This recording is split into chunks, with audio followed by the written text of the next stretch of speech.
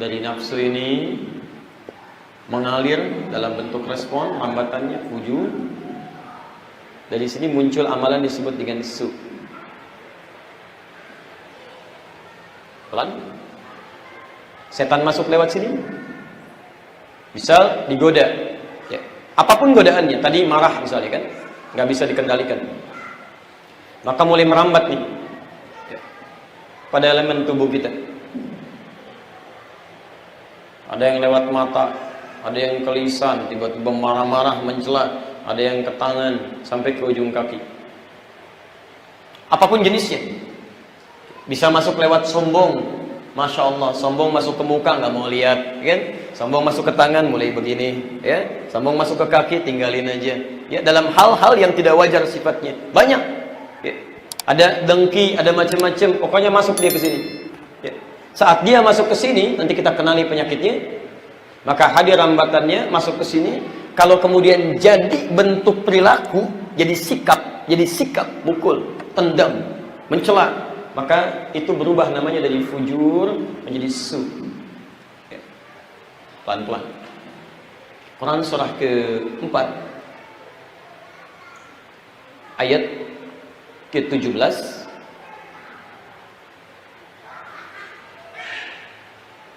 Quran surah 4 contohnya ayat 17. Ini teorinya tadi di Quran surah ke-12 ayat 53. Innan nafsa la'ammaratun bisu. Quran surah 12 ayat 53. Sungguh nafsu itu akan selalu mengarahkan pada perbuatan yang buruk. Su. Jadi bentuk perbuatan. Pelan-pelan. Innamat taubatu 'ala Allahi lilladzina ya'maluna as-su. Sungguh taubat yang diterima oleh Allah adalah ketika seseorang mengerjakan perbuatan buruk, su. Mencela, dia salah, dia mau tobat. Fokus. Memukul, dia salah, dia mau tobat. Perbuatan buruknya sebelum tobat disebut dengan su. Kalau banyak disebut dengan sayyiat namanya. Sayyiat. Di ayat ke-18 sayyiat. Jadi maaf, setan itu bahayanya adalah dia masuk ke dalam, memberikan waswas ke dalam relung nafsu yang bisa melahirkan perbuatan-perbuatan buruk yang melanggar ketentuan Allah Subhanahu wa taala. Jelas dulu sampai sini? Pelan-pelan. Kita belum sebutkan jenis setannya dan bagaimana cara mengatasinya. Karena nanti Rasul itu sangat detail sekali, sangat detail. Mengatasi marah, caranya dari mulai duduk, dari berdiri duduk, dari berlari berhenti, sampai dengan wudu, sampai dengan menahan supaya tidak muncul perbuatan ini. Nanti detail sekali. Tapi konsepnya Anda kenali dulu ini. Paham? Jelas insyaallah? Baik. Nah, sekarang yuk kita hadirkan suasana di hati kita saat berbuat salah. Kalau kondisi hatinya masih normal,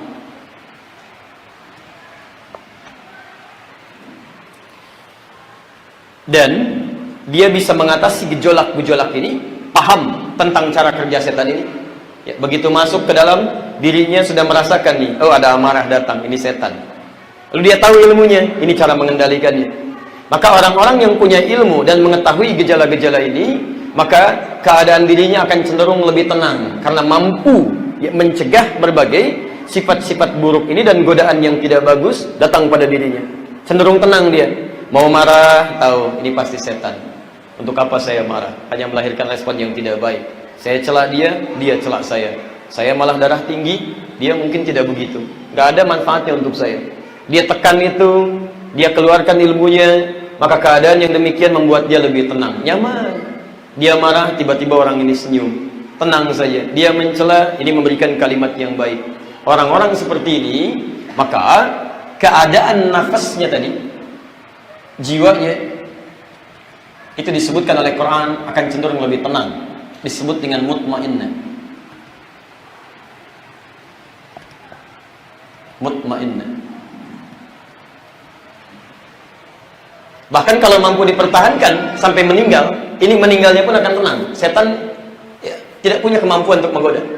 Dia mau goda tapi nggak bisa. Sampai tenang aja, mau meninggal tenang, wajahnya enak, bahkan mengucapkan kalimat tauhidnya enak. La ilaha illallah. Ya ayyatuhan nafsul mutmainnah.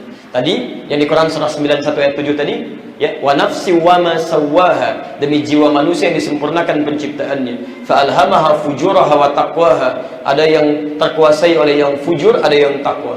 Kalau Anda bisa menekan yang ini, maka muncul sifat yang ini, nafsul mutmainnah. Quran surah ke 89 ayat 27 sampai 30. Sampai meninggal akan dijamin tenang. Tapi kalau nggak dipelajari ilmunya, atau sedikit-sedikit sering terganggu, maka ini yang seringkali melahirkan kegelisahan. Kalau masih normal, maaf ya, kalau masih normal, kadang salah, kan? Kadang benar lagi, minimal kata Al-Quran, itu akan ada perasaan suka mencela, menyesali dirinya. Quran surah 75 ayat yang kedua. Quran surah 75 ayat 2. Jadi kadang ini dikuasai oleh setan. Ya, tiba-tiba datang amarah, gitu kan? Masalahnya di kantor yang dimarahin orang rumah, apa salahnya? Nyampe ke rumah pintu dibanting, masya Allah, kan sepatu dilempar, anak-anak udah nunggu 8 jam, habis, diam kamu, apa salah mereka, gitu kan? Nah jauh-jauh kadang-kadang nyiapin karya, kadang pengen cerita, antum punya masalah di kantor, yang dimarahi orang rumah, apa salah mereka? Zalim antum di situ. Masya Allah, sampai ke rumah, tapi tiba-tiba beberapa menit kemudian, salah saya Allah. Kok saya bisa marah ya? Kok kepada mereka marahnya, bukan pada tempatnya gitu. Masya Allah. Jadi ada nanti kondisi-kondisi dalam jiwa kita yang kadang berbuat salah, tapi kita menyesali itu. Kenapa tadi saya marah? Kenapa tadi saya mencela dia? Ya Allah, salah saya. Kenapa saya mengumpat barusan? Pasti, kalau Quran sudah sebutkan, saya berikan rumus tafsirnya ya. Kalau di Quran disebutkan sifat tanpa merinci kepada orang, kapan kejadiannya, itu tandanya setiap manusia punya potensi untuk bisa mengalami itu. Saya punya keyakinan, setiap kita pernah mengalami itu. Ini. Baik. Jadi, pilihannya hanya ada dua. Apakah kita ingin mendapatkan suasana tenang ini, sehingga tidak banyak menyesali perbuatan kita, sibuk menyesal, lupa beramal pada akhirnya. Atau yang kedua, kita sibuk menyesali diri sendiri, tapi tidak ada usaha untuk berubah. Bahkan yang paling fatal nanti, nafsu menguasai dirinya, sampai muncul pada kondisi yang ketiga. Itu tertutup keadaan dirinya, bahkan diistilahkan dengan nafsul mayyitah. Ada istilah maridah, ada istilah mayyitah. Ya, ada terambil dari Quran surah ke-2 Al-Baqarah ayat yang ke-10. Posisi paling kanan di pertengahan. Fi qulubihim maradun fazadahumullahu marada. Ada orang yang hatinya, kalbunya kemudian sakit, banyak dikuasai nafsu, ya, karena itulah kemudian, mohon maaf, dia sudah tidak peka lagi. Ya, mendengar azan, bukan cuma nggak mau sholat, Pak, marah-marah. Ada yang gitu, dengar azan marah, padahal muslim dan mengaku beriman. Ya, Pak, tolong Pak, jangan suaranya jangan kenceng-kenceng di masjid ya. Masya Allah, kan? Padahal dia beriman, mengaku beriman, harusnya bersyukur. Ini masjid, ini rumahnya, dan Masya Allah, saking sayangnya Allah kepada dia, mic-nya juga kesini mengarahnya, gitu kan? Ya, ketika dia mau sholat gampang, gak usah pasang alarm. La haula wala quwwata illa billah. Ada yang demikian. Ada yang menghadapi puasa, sudah gak enak perasaan. Orang nunggu-nunggu, dia sudah gak enak. Kapan puasa? Insya Allah sebulan lagi. Ah, kok cepat amat ya? Masya Allah. Lain kondisinya, gitu kan? Yang normal tidak. Alhamdulillah ya Allah. Kalau bisa Ramadan lebih cepat lebih baik. Ini lain. Ya.